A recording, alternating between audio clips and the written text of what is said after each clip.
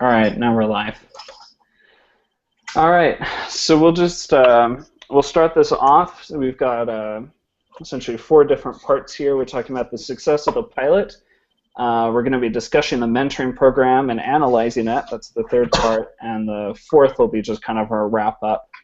So our main thing is talking about the success of the pilot program. And Ryan, I'm assuming you were able to read it. Yes, yes. Cool. Yeah, and Marty, I got your responses, so definitely got you there. It was interesting. So I wanted to the question goes start the discussion by asking one student to list the positive results of the pilot program, and there's lots of examples. So let's get just a couple from everybody. Ryan, what were two big positive things that you can think of, positive results of the pilot program? Let's see. So one I think of right off the bat, it was just the outcomes. Didn't it say, I can't remember the exact numbers, but a percentage of them got promoted shortly after. So they were able to benefit from that, directly financially. They would receive a financial benefit from that alone. So that's a big one. And then the second one I was thinking of, I was looking at it right now. It talked about the ability to learn from each other. One of the examples that stuck out to me most was at the end. It talked about there was a mentor who was saying that he was surprised how much he was able to learn from the mentee that was going to school at the time, and that person was able to teach him some of the things that he was learning while going to school. So he was equally benefited from the experience because of what she was able to learn, or what the person who was going to school taught the mentor about what they were learning. So those were, I think, the two things that stuck out to me the most. Cool. And Marty, are you able to give a couple? I'm not sure how easy it is to handle your phone there. Sure, yeah. I liked the whole fact that they built long-term friendships also, and that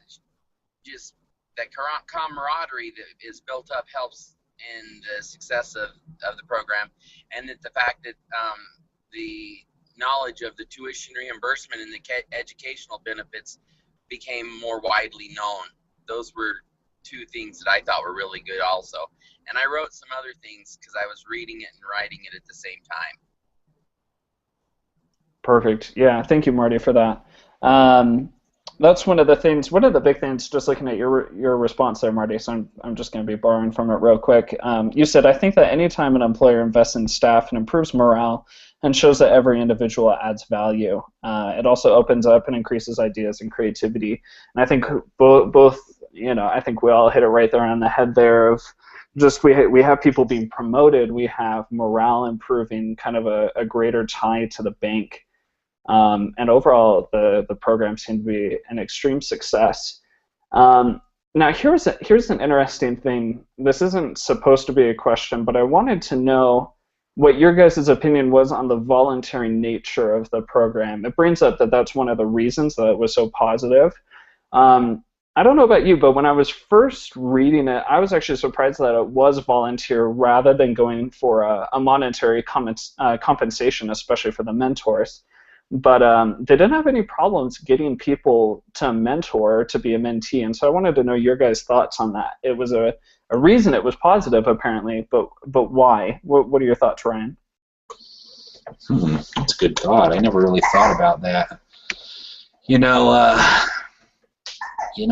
might just be out of the desire to progress the company. I mean, it may have been they found those individuals who really did have a desire to help the company grow and become more than it was, rather than the ones who were just there to collect a paycheck. We've talked about before how I spent a lot of time in healthcare, and I've had people intern with me, as well as done an intern for several different employers where they have students come and they do internships, and those are all voluntary. The employer who is having these interns come aren't getting any benefit from it all, other than being able to promote the profession and help it to grow. So I guess I just take it on that same avenue that they wanted to help their profession or their company grow. Just a thought. I don't know. I hadn't thought about that question though. It's a good one. Yeah, cool. Well, thanks for that. What do you think, Marty? And I thought that, and I always have felt that when people are voluntarily doing something, they're doing it because they want to see success. And so when I do the same thing at work. When we have something that we need to have done, I ask for someone to volunteer to do the extra job or the extra task. It does go in their performance evaluation. They know that they're going to get credit for it there, but most of the time it's because they just want to see it succeed. And I think that that's part of it. When you have something this big happening and you say we're going to do this and we need volunteers, those people will volunteer to do it because they want to see it succeed. I agree, and that's something, especially in hearing you guys talk about it, that really brings it into a new light. Like I was telling Ryan, I'm starting on my internship. Not next week. We're moving to Portland to do the internship, and then I start the following Monday on the 15th. And honestly, in the very end, I'm not sure how much Kaiser Permanente really gets from me as an intern. I do a couple of projects, but there's not a whole lot. But a lot of it is just about promoting the field and the company and helping with education.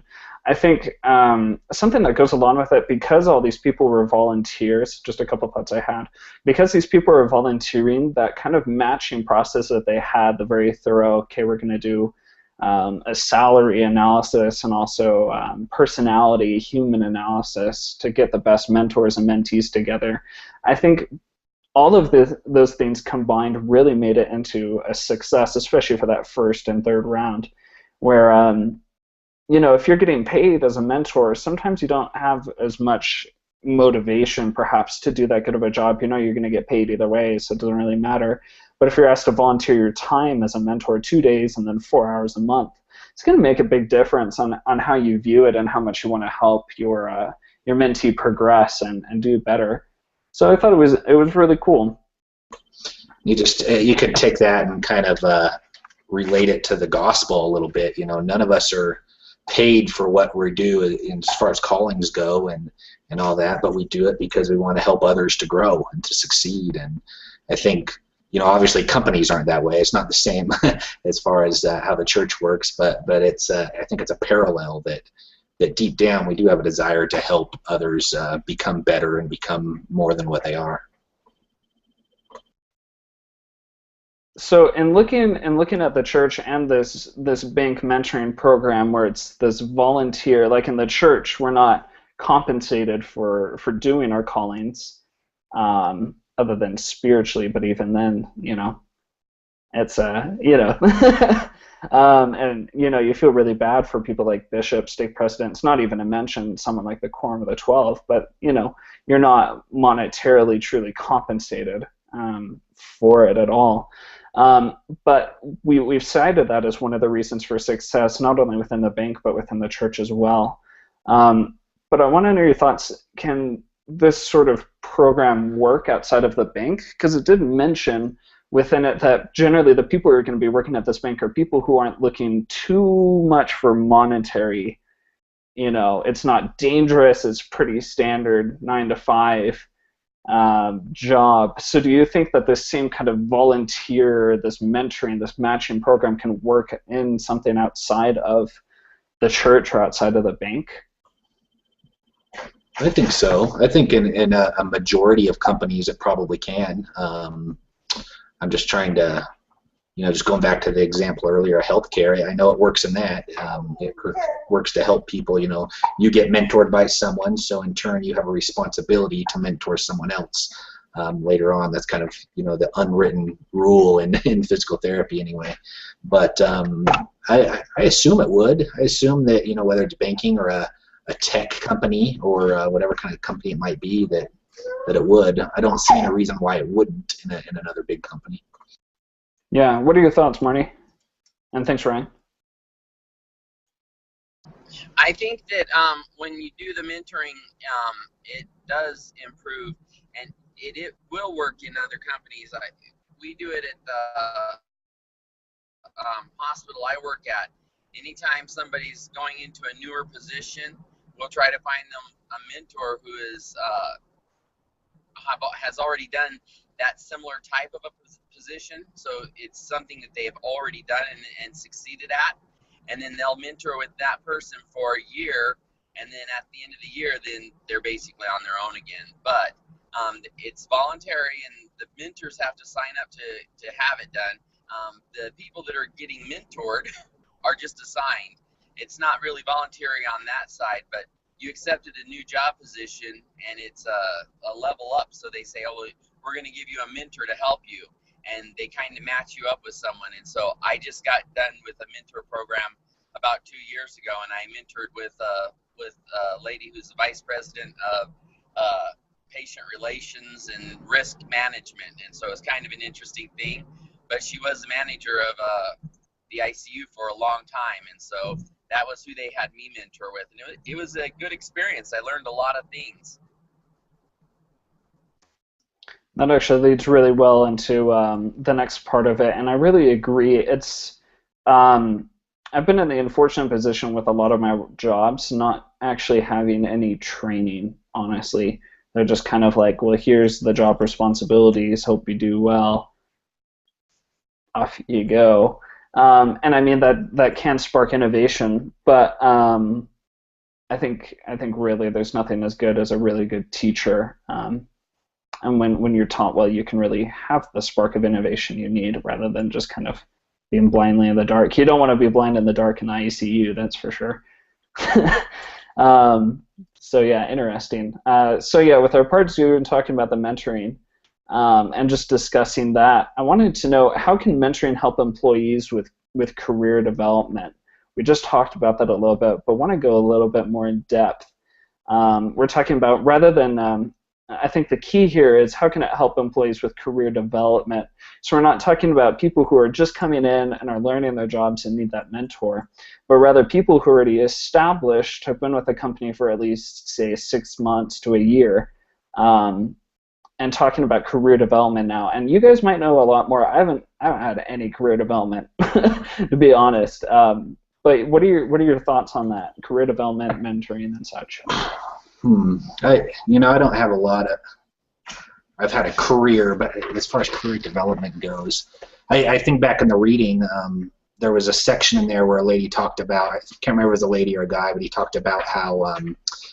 They got stuck in kind of the mundane aspect of their job and their day-to-day work, and it's easy just to do that for forever, and you forget that you have goals, and I guess in the banking industry it's more competitive, and the idea is to move up the chain, and as compared in other industries, I suppose. But she said you can get stuck in the mundane, and you're doing your job, you're doing it as hard as you can, then you go home and you forget about it, and you forget that your goal is to hopefully continue and move up the chain and get to somewhere that you want to be, and that mentoring program gave them a jump start for that. It gave them a chance to get away from their 9-to-5 job and talk about ways how they can improve and become more of a benefit for the company so that they can grow.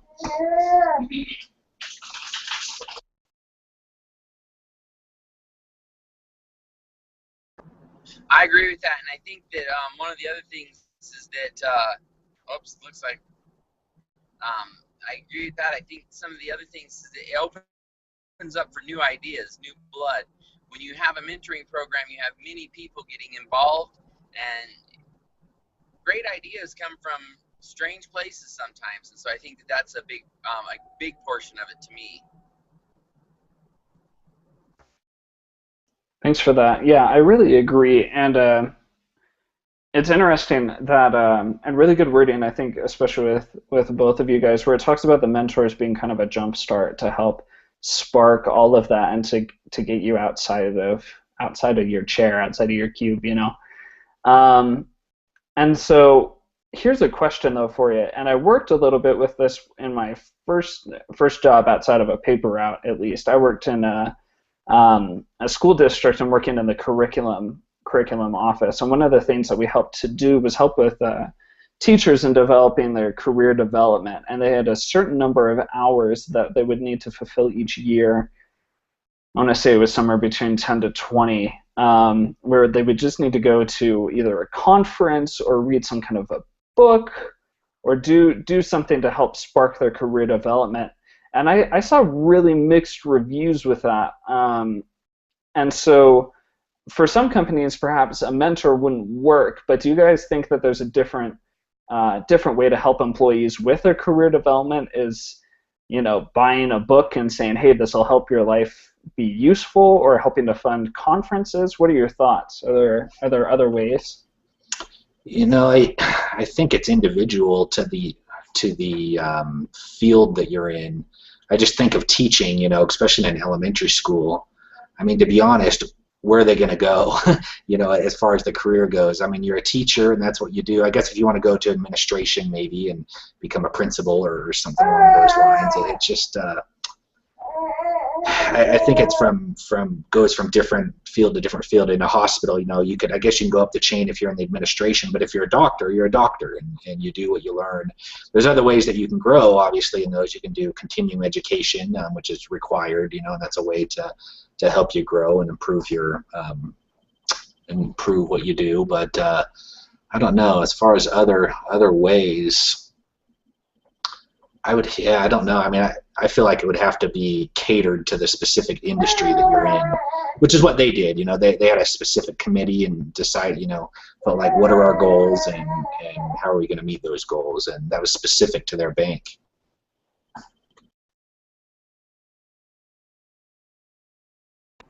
I have a good friend he's a teacher in high school. His name's Carl. He cracks me up. He's funny. But he does do mentoring. He mentors the newer teachers that are coming out with they're just barely getting into it because he's got his grandmaster's degree or something. He's way up there. He's been doing it forever. But anyhow, he's fantastic. He's a nice guy. And he mentors the new people coming out. He's getting ready to retire. And he actually says the best part of his job is he loved teaching for the longest time, but now the best part is helping the new teachers become good teachers. So I think there might be room for mentoring in just about every thing that we do. He's won a lot of awards, and now he's teaching new teachers how to be great teachers. And so that's just in that aspect. And I think that maybe we refer to it more as orientation, but for orientation, I assign a person one mentor, one person that they're supposed to go with, and they do that person until they're completely checked off. And then when they're completely checked off on everything, I assign them a different person so that they can see how that person does. And I tell them, anytime you have any questions, now you go to this person. And I want you to, and it just gives them a second set of eyes and a second perspective of things. Because sometimes you get some people that are really regimented and have to do things a certain way, and then other times you'll find people that are a little bit more relaxed, and life and the job is a little bit easier. So I kind of think you could use it in almost every business. I like that, Marty, what you said about, it made me think mentoring doesn't have to necessarily be to help you move up the financial chain. That doesn't have to be the main goal. It can be other things, like you said, your friend helping simply to be a better teacher, be better at what you do. Whether there's going to be a financial compensation to that or not, maybe not, but yeah, just helping to be better and the best at what you could do. So it's a great thought. I like that. I agree. That's something I noticed, and something I was going to bring up too. So in all of the teachers' hours and everything they did for their continuing education, continuing development went through our department. Because there was a lot of busy work, it was pretty much my job to sort through it, make sure it was in the spreadsheet correctly, look at what they did, make sure it was approved and everything like that. And I found the school actually did offer a stipend program for those who went above and beyond their required hours. For every additional 10 to 20, I think they got, it was like $100 stipend or something like that. Nothing huge, but enough to make you want to do it. And you never found a teacher, you never found somebody who just decided to read 20 books to get the stipend. Generally, if they were just going to do books or do something kind of impersonal, it was just enough, or sometimes under, on their continuing education. But when people decided to go to conferences or where they had personal mentoring sessions with somebody, that's where you found that people were going above and beyond and that they were truly getting their stipend. And from personal experience, those teachers were honestly the best. So I think there's something to be said for that human element like you guys were talking about. But here's a question for you. Oh, you had something, Ryan? Oh, no, it's okay. I was just in a comment on what you said. I mean, even in class, you know, as far as school goes, how much better are the classes that you interact with people and you have projects, and the ones you just read the textbook and you have a test at the end, you know, just only reading. So it just made me think that, yeah, that interaction's the best way to learn from most people. Yep, amen to that. And so, but here's kind of the thing, and maybe this can relate really well to classes as well. But the question I'm supposed to ask is, would a less formal mentoring program be better? As in where mentees are allowed to find whoever or whatever mentors they need to help them progress in their careers rather than being assigned to somebody. And there's something to be said because I think we all kind of feel it sometimes when you're assigned to a group or where you're assigned a partner.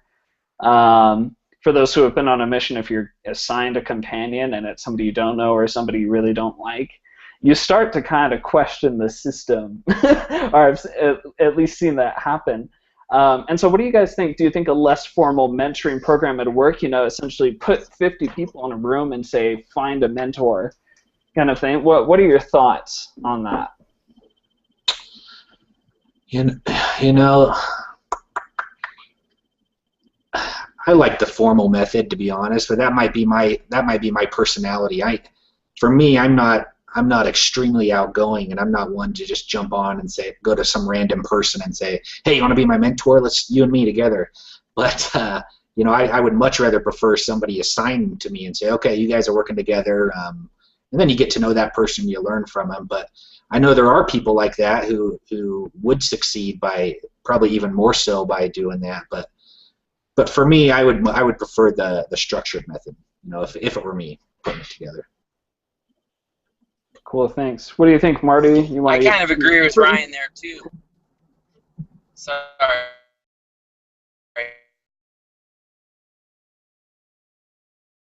Uh-oh. Cutting out a little. I assigned a mentor, and it probably wouldn't have gone and voluntarily done it without being assigned. So. Thanks for that, Marty. You got cut out, but I think we got the essence of it, which was essentially you would like the assigned mentor instead. Actually, sorry, I'm just chock full of personal stories today. I had a mentor on campus essentially to help me graduate. Her name is Sister Watkins for healthcare admin. I'd never met with her, and I was trying to figure out how to work out my classes and what to do about an internship.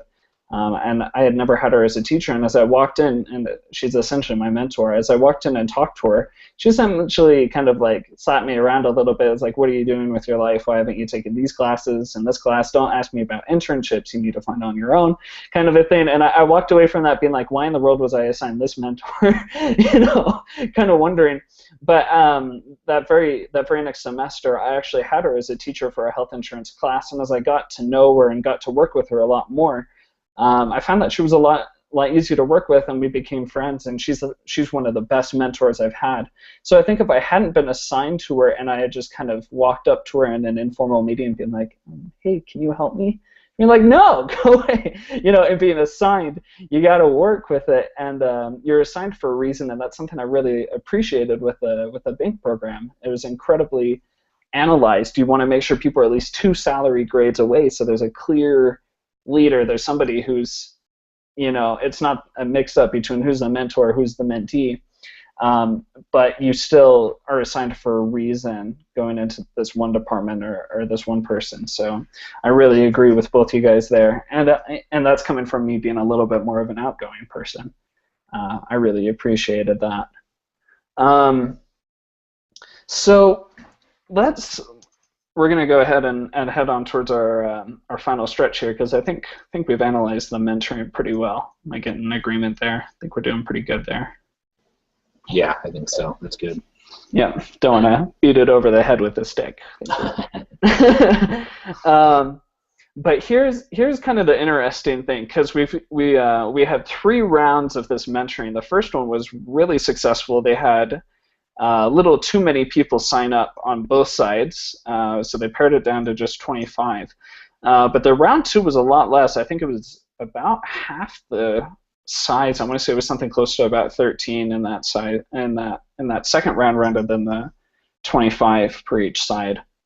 And then round 3 ended up being a lot stronger. And so what are your thoughts? Do you think people just got a lot less excited about round 2, or did the word just not get out? Why do you think less people signed up for round 2? What are your thoughts, Marty? So I think that one of the reasons round 2 wasn't so big was, one, they ceased their advertising of what the program was going to be, because remember, they had so many extras, they had to say no to some people. So then in round 2, they didn't really advertise, and the effects of round 1 hadn't been totally gotten out there so that everybody knew what was happening. So round 2 is kind of just like a rebound, but then I think that with the strong finish coming back in with round 3 and more people signing up, I think that word of mouth is now happening. And so I think that always you should continue your advertisement. That was their problem in that section. Yeah, I like that too, and I like that they didn't. What was I gonna say? Lost my train of thought there. Like you said, Marty, one they didn't tell everybody what had happened during that. I know that the guys high up knew that it was successful, but not your everyday bankers. They didn't know. So you have like a training video that you submit to everybody, and you have some real life experiences so they can attest to how they did. Another thing I just got to thinking, that first round, I think there was like 20 or 30 people that didn't get accepted, or at least 20. It was something like that. It was a large number, but anyway, that might discourage those. Those you would assume that they're going to sign up next year, but maybe not. If you get denied one year and you may not want to do it again next year, just thinking that I wasted my time putting my application in for that. I'm not going to do it again. Without any knowledge of how it actually worked out. So just some thoughts. Yeah, I totally agree with you guys. There's only one other thing I would put in, because you both hit the thoughts I was going to do. I noticed that it wasn't until their Part B in that second reading when they had the celebration event. I think they were waiting for 2 rounds to go, because I forget if it was 3 months long or 6 months long. However it was, I think it had been a total been a year or so, or a little longer, that they had run the program. So they had the celebration event in November 2001, and that's when you had everybody's testimonials, you brought everyone together, they were putting the cards out on bulletin boards so that everyone can see it in the cafeteria, everyone's going to attend kind of a thing, and really get the hype up, because it sounds like after round 3 they were going to expand it even more. But I think they should have done some kind of maybe a smaller celebration event after their round 1, even if it's just getting the testimonial cards up in the cafeteria. Because you do have people discouraged from that round 1 where they're like, oh, I got rejected. I guess I shouldn't even apply again this time. Or, people thinking, well, this guy was gone for 2 days of work and was gone for 4 hours a month, and I know I couldn't do without that. I don't see the worth of it. Until people hear about it, and really know in both a word of mouth and a really formal way that yes, it's successful, and yes, it's continuing on. People weren't going to get into it, and that's what they changed for round 3. I think it was the more advertising, like you were saying, Marty, that they ended up doing. And so, as a question for you, let's have you try, Marty, real quick. What should they do, as in the company, the banking company, what should the banking do with the mentoring program moving forward? Do you think they should expand or keep it small, and how should they move it forward? Well, I think that, my opinion is that you open it up to more people, because the more people that are allowed to get into that, the more ideas that flow, and you never know where the great idea is going to come from. It can be from somebody who is at the very entry level in your company, or it can be at somebody that's mid-range. And I know that in that particular program they were trying to pick people that weren't in the very entry level, because they wanted to use people that were having less access to the company overall, that had already been there for a while. I think that when you open it up to everybody. After round 3, I mean, how many people could they possibly have that that they could just say, we're going to limit it to this group? So I think you open it up and you let it be open to all of the staff, and I think that'll improve it, and it'll also bring in a lot more ideas. Thanks for that. And so it looks like expansion is the way that Marty's thinking. What are your thoughts, Ryan? Should they expand? And also, as an additional question for you to think about, how can you really get the people who need the mentoring the most to get into this program, if you see what I'm saying? Yes, I think they should expand. I mean, if I aren't mistaken, the reason they didn't at the beginning because they're afraid of it being too big and too impersonal. But I think each year you do it, you become they learn how to do it better. So I think the ability to expand would just naturally come. And then how to get those who really need it but maybe aren't going to volunteer to join? Is that kind of the question? Yeah. Kind of the people who need it the most, how do you get them involved? Yeah. Huh.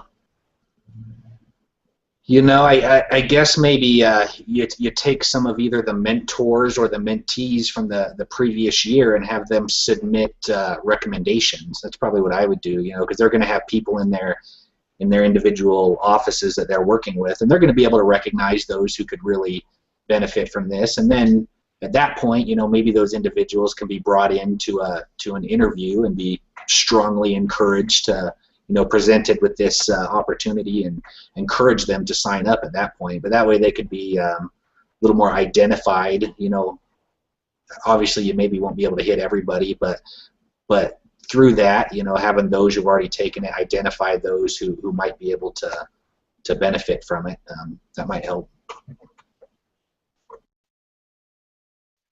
Yeah, I'm trying to figure it out with the expansion how it would work out, and I think it all really depends on the focus of it. Like I did pose the question to you, Ryan, and I really like your answers with the recommendations. I think it all depends on the level of continuing development that each employee needs.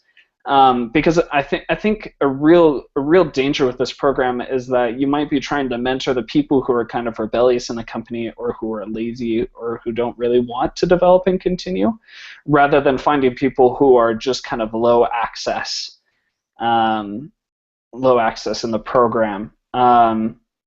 So I'm torn because I'm trying to figure out if you start getting more of these people who maybe just need the development but don't know they need it and might be a little rebellious to it, if keeping this program as a volunteer program is going to be the best way to do it, especially on the mentor side. As this expands, I don't know.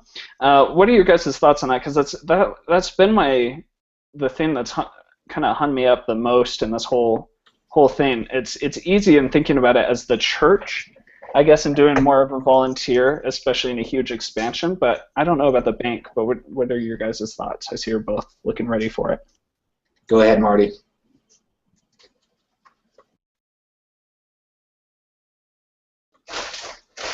Maybe. Okay, yeah. Maybe I will. Okay. Yeah, go for it, Ryan. Okay, so I don't know. It's a good question. You know, I can see on the mentor side how requiring people to do that you may not get the same results. You know, if you just assign them to do it. On the ones who are being mentored, they call them mentees. Is that what they call them? Mentees. Yeah, I think so. As opposed to Mentos. No, yeah. It's a good one. Yeah, I don't know. I like expanding as far as it will expand. You know, like in round one, they had a whole bunch that wanted to be there, but they had to turn them down just by maybe not knowing. And they had toyed with the idea of just expanding at least out to the number of mentors that had signed up, just to make it so, you know, the maximum amount of people could be there. I think if you want to be there, and the desire is there, then expand it to at least that far. You know. Maybe don't force people to go or turn it into a mandatory thing, but if you have those that want to be there and have a desire to, I think I'm all for it. I would be, you know, let them have their chance to grow. I can see the opposite side though, like you said, but Yeah, I think that's what I'd go with. That's cool. Thanks. Do you have any additional thoughts there, Marty? I know I got a couple. You might have clocked out. Yeah. I think I saw him waving goodbye, so Okay. we'll let him do his thing. Okay. But yeah, we're pretty much over. I really agree with that. I think the only improvements they can really do with their program is I would figure out exactly how many mentors you have available at first. Like really emphasize, tell them the time requirements, tell them this is what it's going to entail, this is what we're looking from you, how many mentors can we get? And with making sure that previous mentors are giving testimonials, are still a part of it, and are helping to expand that. And I think once you get the correct number of mentors, that's when you can start advertising it and bringing it out to the people, saying, look, this is who we're looking for, this is how many, let's get this to work out. Yeah, I like that. Setting the benchmark for the mentor, and then the mentees can advertise accordingly. That's good. Yeah, you wonder if you're going to run out. I wonder eventually of those who are mentoring. I guess maybe some of the mentees will then become a mentor later on too. So, right. As it progresses and moves on. Great. Yeah. So. Awesome. Well, great. We've pretty well wrapped that up. yeah, that sounds good. that was our discussion, and I think it went really well. I actually really liked this reading when it first said Federal Reserve Bank Mentoring Program. I don't know about you, I was like, oh, great. Yeah, especially when it was like 12 pages long. So. You're like, great. But it ended up being really good, and I liked what I learned. So. Yeah. Okay. Cool. Well, good job. Yeah, thanks so much, and same with you. Thanks for that workout. Yeah, sorry for last night. Just one of those things. Nothing to be sorry about. It sounds like you were fulfilling your priesthood duties there and helping out, and that's realize helping other people out is much more important than an HR discussion. So. Yeah, I was mentoring somewhere else.